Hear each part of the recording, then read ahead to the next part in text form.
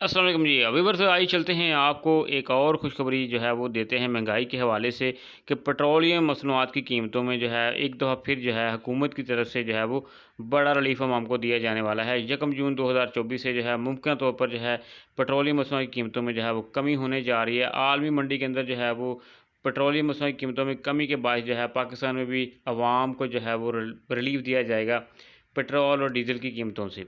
तो इससे के साथ ही जो होगा कि जैसे ही पेट्रोल डीज़ल की कीमतें कम होगी तो महंगाई में मज़ीद कमी होनी शुरू हो जाएगी।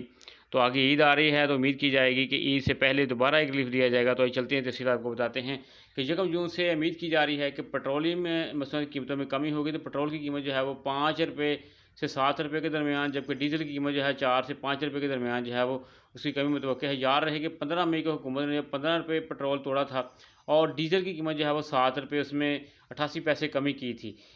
इससे पहले जो है वो 30 अप्रैल को हुकूमत ने पेट्रोल की कीमत जो है वो 5 रुपये 45 पैसे और डीज़ल की कीमत जो है वो 8 रुपये और 42 पैसे फ़ी लीटर कमी का ऐलान किया था, तो जिससे महंगाई में कमी आई थी।